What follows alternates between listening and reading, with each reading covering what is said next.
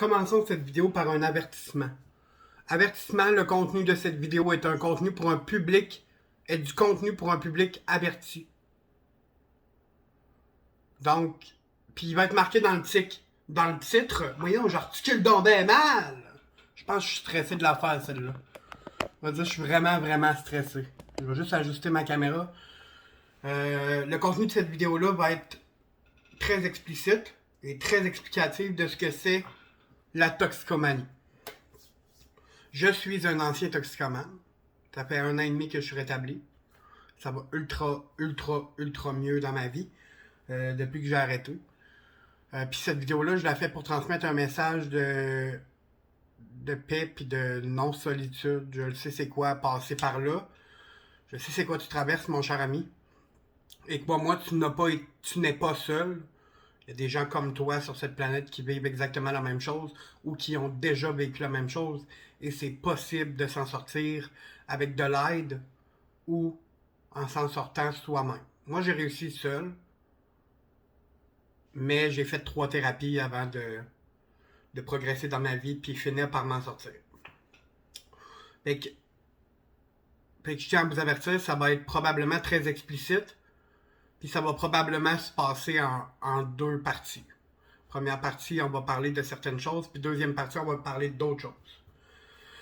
Donc la toxicomanie, c'est quoi?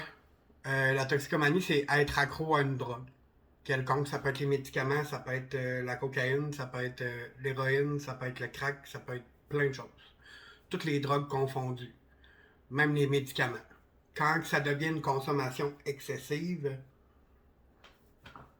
c'est de la toxicomanie. Si tu n'es plus capable de te contrôler, c'est de la toxicomanie. Si la drogue doit passer en priorité sur tout, c'est de la toxicomanie. Puis tu sais, il y a, à vrai dire, la toxicomanie puis l'alcoolisme, c'est sensiblement la même chose. Donc, ceci dit, on starte une vidéo sur le bon pied. Je vous recap de où que ça part. Puis ça part de loin. Là. Ça part de mes 18 ans, puis aujourd'hui j'ai 30 ans. Donc, à l'âge de mes 18 ans, à vrai dire, j'étais dans le garde-robe, comme je vous ai dit dans la vidéo précédente. Ça se peut que vous remarquiez que je suis vraiment mouillé. J'arrive du gym, j'ai sué, fait 1 heure de cardio, donc j'ai sué comme vache qui pisse. Là. Donc, ça a commencé à l'âge de mes 18 ans. J'étais dans le garde-robe, j'étais pas bien dans ma peau, j'avais subi beaucoup d'intimidation par le passé, puis à vrai dire, à l'âge de mes 18 ans, ça a été une porte de sortie pour ne plus être la personne intimidée. Parce que j'étais l'intimidé, le gars qui était intimidé tout son secondaire, tout son primaire, puis qui a fini par lâcher l'école à l'âge de 16 ans. Fait que quand j'ai commencé à consommer, ça a commencé graduellement, à vrai dire, puis c'était de la speed. La speed, c'est quoi? C'est des amphétamines non pharmaceutiques, non contrôlées, on sait pas ce qu'il y a là-dedans, puis tout ce que ça fait, c'est de donner un boost de... Puis tu pètes des bulles constamment. Fait que tu sais, quand j'ai commencé à consommer, c'était vraiment pour le plaisir. À vrai dire, ce que je me suis rendu compte, c'est que cette drogue-là, ce qu'elle me faisait, c'est qu'elle me faisait me sentir moi-même. Puis j'étais plus extraverti que j'étais en mesure de discuter avec les gens, j'étais capable de parler. Oui, je me faisais encore écœurer, mais genre j'étais capable d'ouvrir ma bouche, comme on dit, pour dire hey, qu'est-ce que tu me veux, toi? J'étais capable de faire ça grâce à ça. Fait qu'à l'âge de mes 18 ans, je suis vraiment comme parti sur une méga dérape. Une grosse dérape, on va dire. Une dérape assez intense, là. Puis quand j'ai connu ça, j'ai vu des amis à moi qui ont dépéri énormément, ben des amis. Des friends consummation, là, tu sais. Des gens qui consomment avec toi juste parce que tu consommes, puis qui veulent que tu leur en donnes. Là. J'ai vu des amis dépérir, là. Carrément arrêter de manger, pas manger, maigrir énormément. Puis moi, quand j'ai vu ça, je me suis dit, je ferai pas cette erreur-là parce que je veux pas tomber malade. J'ai comme toujours eu comme une pensée pour moi, là, quand même, dans tout ça. Mais j'ai carrément perdu les pédales. Puis ça a commencé c'est quand j'ai eu mon premier diagnostic de TDAH. Parce qu'ils m'ont donné de la médication pour le TDAH. Puis ils n'étaient pas capables de me stabiliser dans la médication qu'ils me donnaient parce que c'était bien trop fort. Là. Ça me gelait, là, carrément. Là. J'étais pas capable de dormir des nuits de temps. Puis je dessinais toute la nuit, genre en prenant mes pilules de TDAH.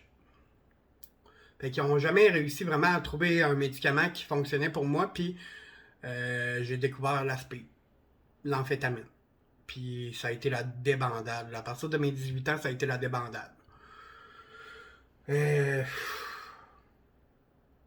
Après ça, ça a commencé graduellement, comme je vous disais. J'ai décidé de continuer de manger quand même parce que je voulais pas que personne le sache, tu sais, que je consommais. Je voulais pas que personne s'en rende compte. Je voulais pas. J'avais honte de ça, là, veux pas. À part quand j'étais avec les gens avec qui je consommais. J'avais pas honte de ça avec eux, mais avec les autres, j'avais honte. Fait que je voulais pas que personne s'en rende compte, puis je voulais pas que les gens m'associent à ça parce que ça me permettait juste d'être moi-même. D'être la personne que je suis. Fait que là, de fil en aiguille, tu te rends compte que c'est plus que t'en consommes, moins ça fait effet. Puis ce que j'ai réalisé tout récemment en écoutant un live de Marie-Maxime, qui est une personne ultra inspirante, que j'ai envoyé un dire de quoi à propos d'elle dans mes commentaires. Je vous watch. Je vous watch. C'est vraiment une personne inspirante, qui m'a fait comprendre en l'écoutant que on cherche toujours le premier buzz. Le premier buzz. Parce que oui, mon premier buzz, là, il était incroyable. Là. Puis tu sais, je parle de ça, puis genre, j'ai comme. Je sais c'est quoi le premier buzz, je m'en rappelle comme si c'était hier. Puis à partir de mes 18 ans, ça a été la débandade, comme je vous disais, à cause que j'ai toujours continué à chercher mon buzz que j'avais eu la première fois. Puis genre, tu consommes plus, tu consommes plus. Puis j'étais tellement pogné en dedans, genre que. Comment je peux vous dire ça? Tout ce que je pouvais faire, c'était continuer de me geler, puis continuer d'être qui je voulais être grâce à ça. Puis genre, c'est vraiment pas la clé du succès pour moi, là. Tu sais, ça m'a amené vraiment très très loin, là. Puis ça se peut que la vidéo soit émotive un peu, puis genre. S'il vous plaît, si vous avez des commentaires à laisser, genre, laissez-le dans le respect. Parce que ça a vraiment pas été facile. J'essaye pas de jouer un rôle de gars qui va attirer l'attention, c'est pas mon but. Mais je pense que c'est un sujet aussi qui est tabou énormément, la toxicomanie. Puis on n'en parle pas assez sur les médias sociaux. Pourquoi? Parce que on a honte. Mais moi, j'ai plus honte là maintenant. J'ai plus honte. Je suis sorti de ça. Puis genre, si je peux juste t'encourager à le faire, là, fais-le. Suffit que tu vas être bien. Tu vas être bien dans ta peau. Ça va être difficile, mais tu vas être bien dans ta peau. Fait que de fil en aiguille, plus que ça avançait, plus que je consommais. Dans ce temps-là, j'avais des dents en haut. Après ça, c'est la cause de mon absence de dents en haut. Puis là, ça va être assez percutant ce que je vais dire, là, mais genre, il est venu à un stade où tout ce que je voulais, c'était me geler. J'étais jamais chez nous. J'étais jamais chez mes parents. Parce que tout ce que je voulais, c'était être avec mes amis, les gens avec qui je connectais, puis être gelé avec eux autres. Puis à un moment donné, il est venu à un stade que je me gelais même chez nous. Je me cachais pour le faire. Puis à mes 18 ans, j'ai carrément perdu une hygiène de vie. Là. J'ai perdu l'hygiène de vie que j'avais. Je me brossais plus les dents, je buvais 2 litres de liqueur par jour, je me gelais 12 à 20 speed par jour. Je sais pas où que je trouvais l'argent, là, mais on en parlera dans la partie 2.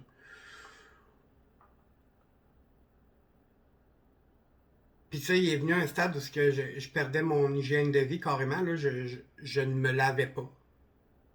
Je me lavais aux 2, 3, 4 jours, des fois aux semaines.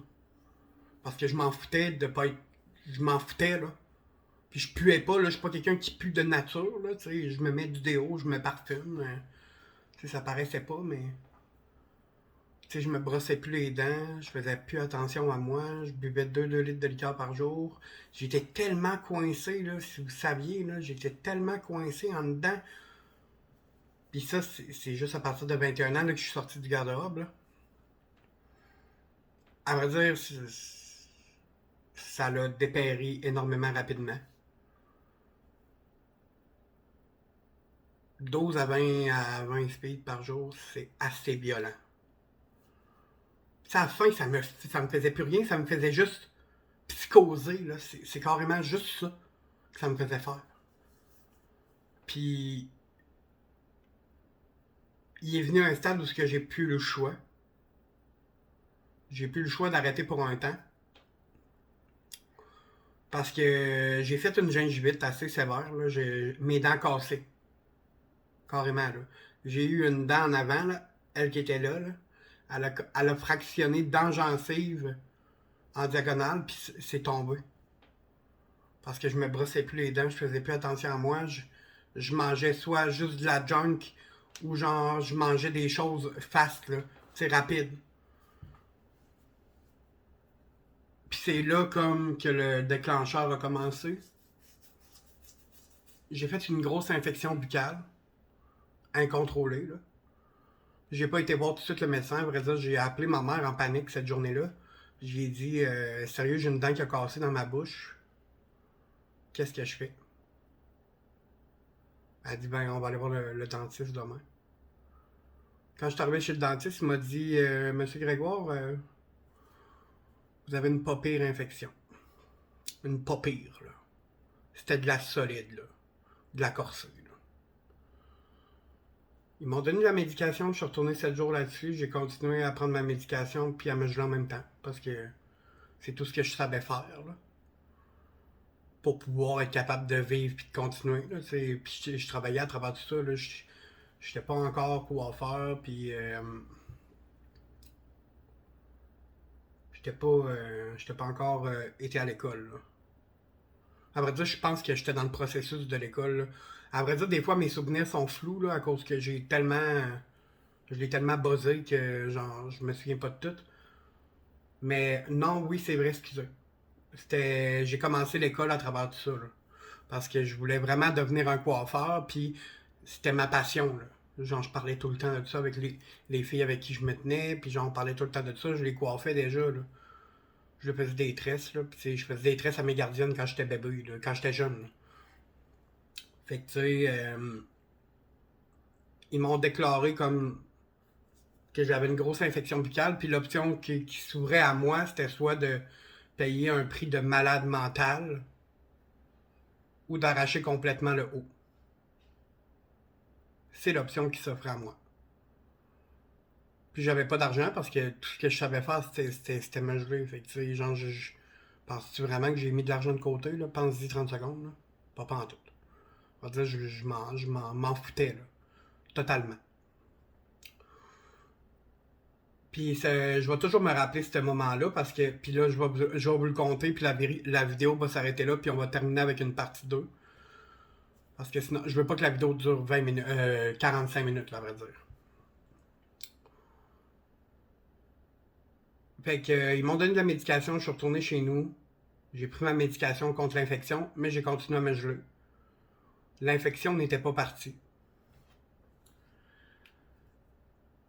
Puis cette journée-là, je vais toujours me rappeler ce qui s'est passé, là. Je me souviens exactement parce que je me rappelle la souffrance que j'ai eue, là. Ils m'ont engourdi. Là, je nommerai pas d'endroit, là, parce que c'est pas mon but de salir ces gens-là, là. Mais on a réussi à avoir un bon prix pour l'extraction totale du haut en parlant avec la personne là-bas. On a vraiment réussi à avoir un bon prix vis-à-vis ce qu'ils voulaient nous charger au début. Puis il m'a engourdi. Il m'a engourdi. Ça a toffé 15 minutes d'engourdissement. Parce que j'étais trop en infection. Puis j'étais tellement en infection, en vrai dire, que mon corps, il rejetait l'analgésique, l'engourdissement qu'il me mettait dans la bouche. Puis je vais toujours me souvenir, puis ça m'a marqué énormément, là. J'étais avec ma grand-mère parce que ma mère pouvait pas venir avec moi cette journée-là. Puis au début, ça va bien. Puis là, à un moment donné, ça s'est mis à tirer puis à me faire mal, là. Ma grand-mère était avec moi dans la salle, puis il a fallu qu'elle sorte. Puis c'est probablement là que je vais me mettre à avoir plein d'émotions, là, parce que j'étais vraiment en douleur. En douleur excessive, parce que, première des choses, il refusait, compte tenu du prix qu'on avait utilisé, qu'on avait réussi à avoir, de m'engourdir plus. Il refusait. Puis je dirais pas les propos qu'elle a dit parce que genre, je vais probablement me mettre plus à pleurer encore. Puis genre, je hurlais là. Je hurlais là, carrément de douleur. Puis je suppliais que ça s'arrête là. Puis il me restait juste les dents en avant.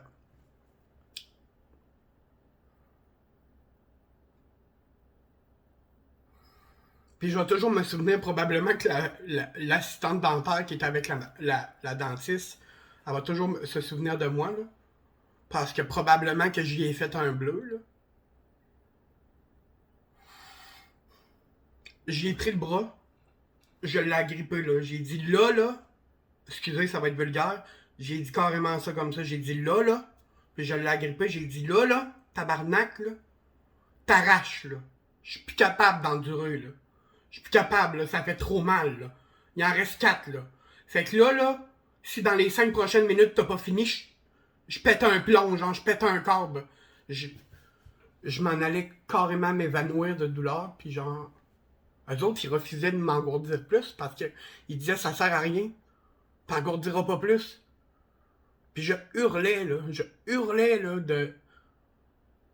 Puis je vais toujours me rappeler de la face à ma grand-mère qui me regardait puis qui est sortie parce qu'elle n'en pouvait plus, elle aussi.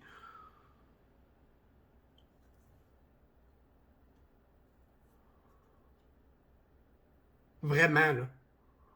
Ça a été ultimement douloureux, puis genre, il a fallu qu'il m'arcoude, pas gelé aussi.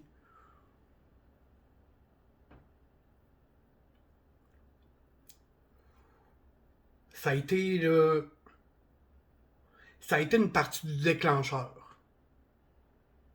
De la Switch qui s'est dit, Guillaume, ça n'a pas de bon sens, là. Ce qui se passe, mais j'étais pas capable. J'étais pas capable d'arrêter. Parce que genre, je voyais pas ma vie sans ça. Puis tu sais, chaque instant où il y a un commentaire à propos de ça, là, ça me touche, c'est normal, parce que si vous saviez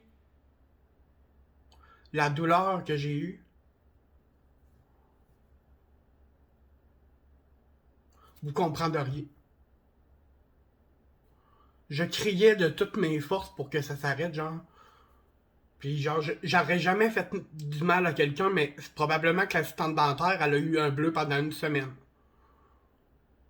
Genre, j'en pouvais plus, là. Puis tu sais, je souhaite ça à personne, à personne. Puis tu sais, c'est juste cette première partie peut inspirer les gens à arrêter. Ben, j'aurais déjà accompli une méga grosse partie de mon objectif de vie, qui est d'aider les gens.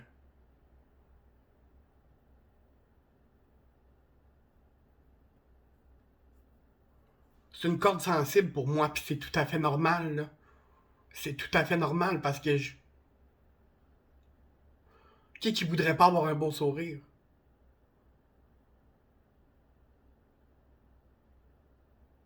Je pourrais en avoir un, mais j'ai tellement perdu de gencives depuis que genre, ça flotte, là. Ça flotte carrément, là. Puis c'est pas agréable, là. Fait que j'aime mieux assumer puis apprendre à m'aimer comme ça que de faire semblant en me regardant dans le miroir avec des dents qui font juste faire flac, flac, flac. Pas capable de manger, obligé de les enlever. Fait que j'aime mieux m'accepter comme je suis, puis genre, ça va être mieux comme ça, là. C'est très très deep comme première partie. Ça va probablement l'être plus dans dans la deuxième. Donc, Si t'en as assez en ce moment, je t'invite à pas aller voir la deuxième. Parce que la deuxième va être publiée demain. Mais je termine la tournée aujourd'hui. J'espère que mon message va se faire entendre par une tonne de personnes qui ont de la misère à arrêter. Fait qu'on se revoit dans la partie 2 demain.